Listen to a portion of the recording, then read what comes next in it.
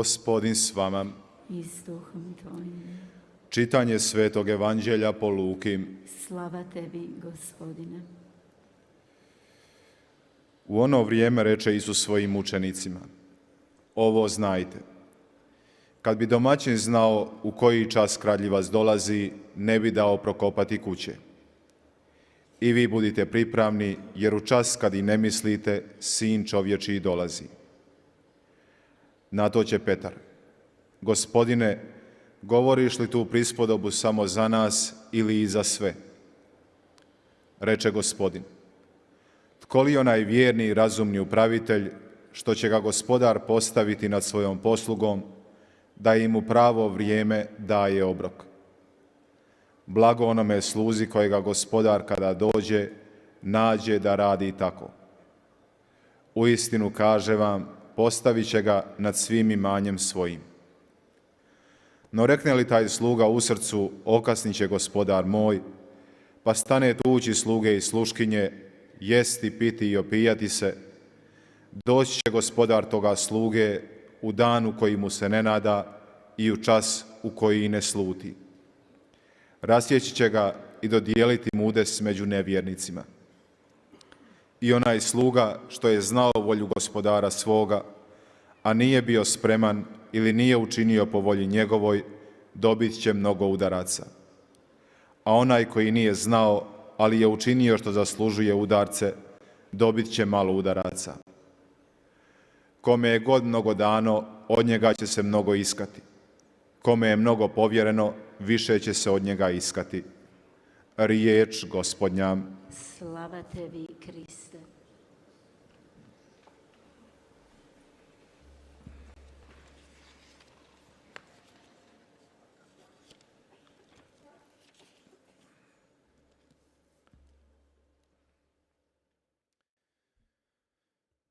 Draga braćo i sestre, prvo kada dođemo na svetu misu, ono prvo što učinimo je kajanje. 사랑하는 형제자매 여러분, 우리가 미사에 참여하기 위해서 성당에 들어갔을 때 가장 먼저 하는 것은 참여하는 것입니다. 예수님께서는 늘 우리 삶을 바꾸라고 초대하십니다. 자신의 죄와 나약함으로부터 자유로워진 사람들은 그리스도의 십자가에서 우리를 자유롭게 하신 것이 무엇인지 보게 됩니다. 그리고 이런 사람들은 거룩한 성인이 될 가능성이 있습니다. 완전하고 성인이 되는 것 불가능한 것이 아닙니다. 가능합니다. 하지만 내가 나의 구원을 위해서 투쟁할 준비가 되어 있지 않고 나의 나약함을 대항해서 싸울 준비가 되어 있지 않다면 불가능하겠죠. 우리가 미사에 참여하면서 우리들의 죄를 참여하고 통회하고 할 때 정말 진심으로 그렇게 하는 것일까요? 내 죄에 대해서 정말 아파하는 것일까요? 참으로 아파하고 있습니까? 내가 이런저런 저해를 저질렀습니다 라고 하면서 진심으로 마음 아파하고 있는지요? 우리 사람들은 사람들이기 때문에 자주 우리가 지은 죄에 익숙해져 버립니다. 나약함이라는 그 버릇에 익숙해져 버립니다. 죄에 익숙해지는 것뿐만 아니라 그것은 소죄에 익숙해지는 것뿐만 아니라 이런 것들이 축적하면서 중죄 속에 사는 것도 아주 일반적인 것으로 생각합니다. 그래서 우리들의 삶의 일부로 평범하게 받아들이는 경향이 있습니다. 예를 들어서 탐욕이라는 죄, 누군가를 배반한 죄도, 불륜도 평범한 것으로 받아들입니다. 많은 것들, 죄를 유발시키는 이러한 많은 것들을 너무나도 당연하게 받아들이면서 우리들의 삶의 일부라고 취급합니다. 선과 악 사이에 이 사람들이 하는 투쟁, 이 투쟁은 계속 지속되고 있습니다. 이 선과 악의 투쟁 속에서 나는 바른 위치를 취해야 합니다. 우리는 사람들로서 자기 만족에 집중하고 있습니다. 하느님의 생각은 중요하지 않습니다. 하느님께서 우리들을 사랑하시고 우리들을 좋아하시고 우리들을 용서하실 것이라는 것을 잘 알고 살아갑니다. 누구도 의심하지 않습니다. 하느님은 용서하시는 분이라는 사실 말입니다. 그렇다면 우리 사람들은 서로 용서하고 살아갈까요? 서로가 서로를 용서하고 하긴 합니다. 하지만 이것이 영원히 지속되지 못한다는 것입니다. 우리는 준비되지 않았습니다. 모든 것을 용서하는데 준비되어 있지 않았습니다. 한계가 있기 때문입니다. 한계라고 하는 것, 그 한계가 그 어떤 누구에게도 그 이상으로 가지 못하게 만듭니다. 우리들의 삶 안에는 많은 것들이 있고 그 중에 우리는 용서하지 못합니다. 용서가 준비되어 있지 않다는 것입니다. 하나님은 용서하십니다. 또 우리는 자주 무책임해집니다. 그래서 서로가 서로에게 자신들의 삶을 경영할 능력도 없는 무능한 사람들처럼 행동합니다. 오늘 복음에서 들은 바와 같이 그 주인의 집사, 종은 그 집사에게 한 과제를 맡깁니다. 이 집사의 과제는 제때에 하인과 종들에게 양식을 나누는 것입니다. 즉 양식을 배분하는 것입니다. 집사, 그도 종이었고 다른 하인들도 종이었습니다. 그런데 주인이 떠났을 때 이 집사는 자신이 주인인 것처럼 행세합니다. 자신이 주인인 것처럼 거만을 떨고 있습니다. 그리고 이 집사는 다른 사람들보다 자신이 훨씬 우위에 있다고 생각합니다. 이런 일들은 우리들에게도 일어납니다. 내가 남들보다 더 낫다라고 생각하는 경향입니다. 현대 우리는 다른 사람들의 지배자들이 아닙니다. 집사들이 아닙니다. 모든 사람들은 다 자유인입니다. 자신의 삶으로 모든 것을 다 원하는 대로 할 수 있습니다. 심지어 불쾌한 일들도 할 수 있습니다. 하지만 사람을 위해서 무엇인가 나쁜 일을 했을 때 우리는 입을 다물어 버립니다. 거기에 대해서 경고를 하지 않습니다. 그 사람의 프라이버시라고 생각합니다. 그의 권리를 해치지 않으려고 입을 다물어 버리는 경향이 있습니다. 심지어 사람은 자신이 원하는 것이면 무엇이든지 다 할 수 있는 자유가 있습니다. 하지만 말입니다. 오늘 복음의 가르침은 늘 한결같습니다. 우리도 마찬가지로 이 집사, 이 관리, 이 집의 관리인처럼 생각합니다. 그래서 우리가 아주 특별한 사람이고 재능이 있고 남들보다 훨씬 더 탁월하고 능력이 있고 그래서 우리가 주인이고 다른 사람들보다 훨씬 위에 있다고 생각합니다. 그런데 사람이 무엇인가 자기 손에 쥐고 있을 때 또 자신이 참 관리자가 되었을 때 그에게는 진짜 지옥이 시작이 됩니다. 그래서 그 저주받은 사람, 그 관리자, 저주받은 사람처럼 됩니다. 이 사람은 모든 사람들을 위한 봉사, 종이 되어야 하는데도 사실 이렇게 관리자가 되었을 때 남들은 상관이 없습니다. 자신의 이익만을 생각합니다. 그래서 남들을 짓밟고 착취하면서 자신의 이익을 취하는 것도 부끄러워하지 않습니다. 무엇인가 자신만을 위해서 있는 힘을 다합니다. 이런 사람들 곁에 가게 되면 왠지 불쾌해집니다. 행복하지 않습니다. 기쁘지 않습니다. 왠지 부담스럽게 느껴집니다. 이런 사람 곁에 이런 종류의 사람은 늘 모든 사람들을 착취하면서 살아가기 때문입니다. 이런 사람은 늘 자신의 삶만을 생각합니다. 그리고 다른 사람들로부터 추앙받고 명예를 얻으려고 합니다. 우리도 자주 이런 속임수에 빠지곤 합니다. 우리도 사실 다른 사람들이 우리들에게 복종하기를 바라고 우리들의 가족이 복종하기를 바라고 우리들의 인간관계 속에서 우위에 서려고 하고 그래서 다른 사람들이 나의 의견에 모든 의견을 다 받아들이고 그래서 내 의견에 반대하지 않고 우리가 좋아하는 것을 싫어하지 않고 모든 것을 다 받아들이고 정말 하수인처럼 따라다니기를 원합니다. 우리들의 이러한 주장이나 생각에 동의하지 않으면 우리들의 인생에서 그들을 없애버립니다. 배제해버립니다. 자, 우리 자문해 보아야 합니다. 우리는 그리스도인들로서 회개, 주님께서 초대하시는 이 회개의 어떤 지점까지 도착한 것일까요? 나는 다른 사람의 지배자가 될 수 없습니다. 즉 주인이 될 수 없습니다.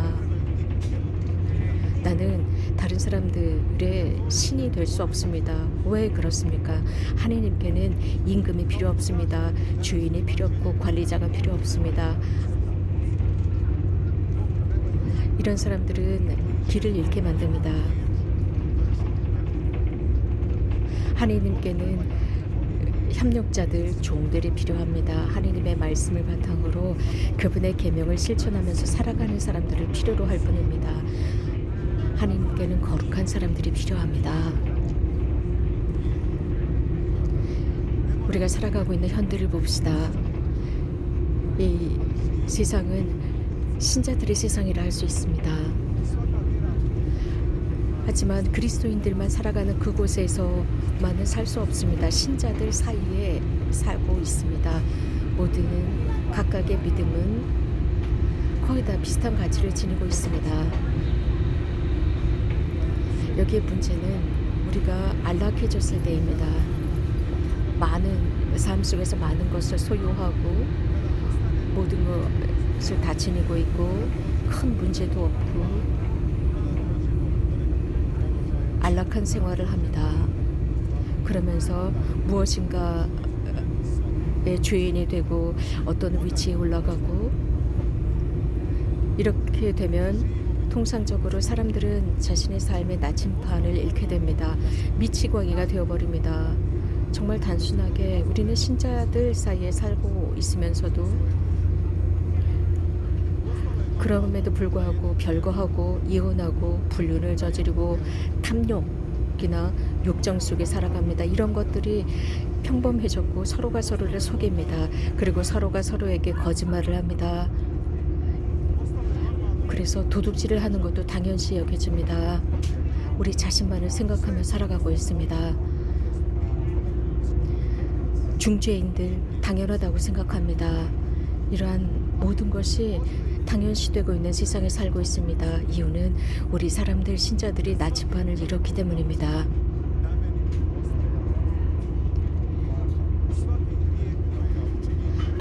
지은 그 죄는 항상 우리 사람들에게 되돌아오게 되어 있습니다. 왜냐하면 그 죄의 결과는 항상 있게 마련입니다. 모든 죄는 하나님과 사람 사이의 사랑을 파괴합니다. 예를 들어서 우리가 우리 누구 친구와 싸웠을 때 무슨 일이 일어납니까? 그 친구의 자존심을 상하게 했을 때 어떻게 됩니까? 그 관계는 더 이상 똑같은 관계가 아닐 것입니다.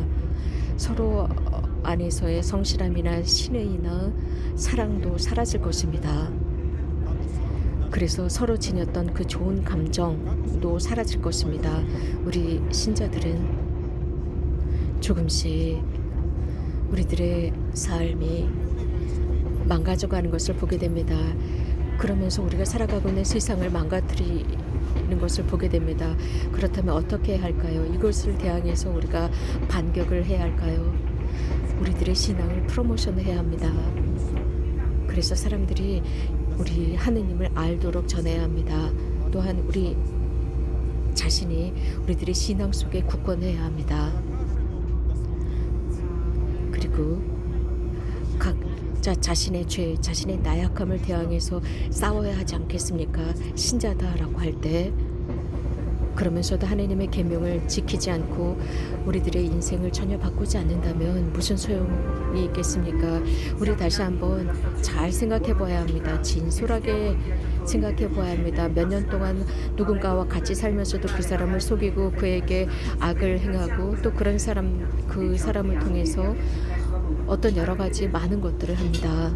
그리고 10년 뒤에 예를 들어서 용서해줘 라고 했을 때 진실한 사람일까요?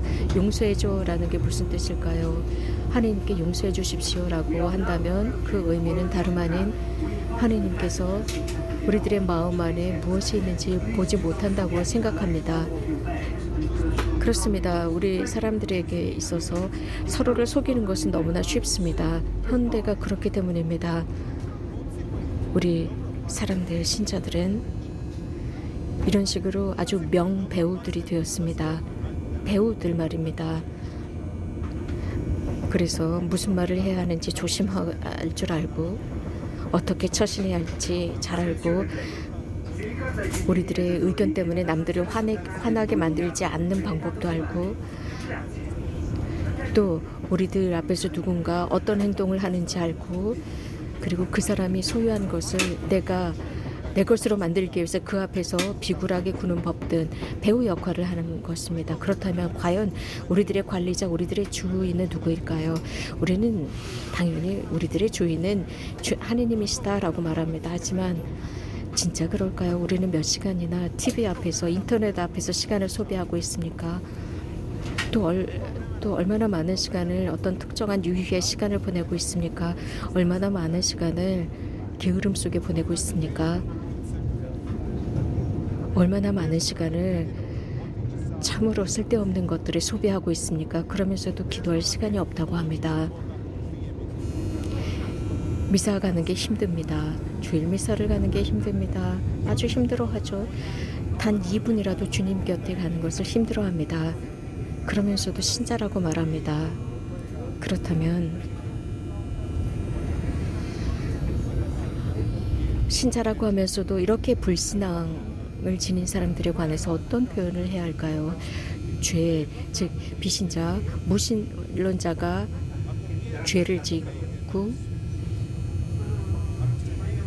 신자가 죄를 짓는 것, 어떤 차이가 있을까요? 비신자와 신자 사이의 차이점은 무엇일까요? 신자라고 하면서도 미사에 가지 않고 기도하지 않습니다.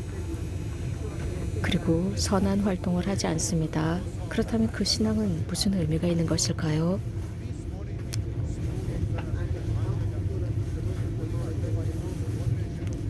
우리는 오늘 복음에 등장하는 바로 그 종들입니다.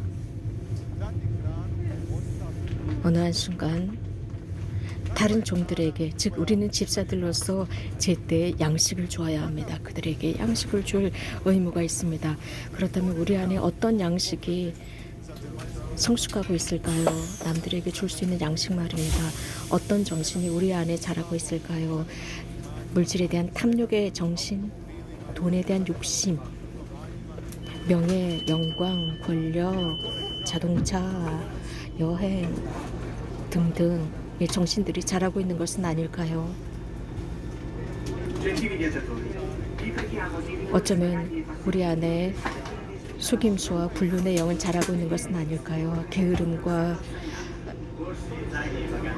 의지를 잃은 상태, 나태함 등의 정신들이 자라고 있는 것은 아닐까요? 우리 안에 어떤 양식이 잘 자라고 있는 것일까요? 제때 남들에게 줄 수 있는 양식이 무엇일까요? 하느님께 영광을 드릴 수 있는 방법이 무엇일까요? 혹은 우리 안에 모든 것을 저주하는 영이 자라고 있는 것은 아닐까요? 내 안에 자라고 있는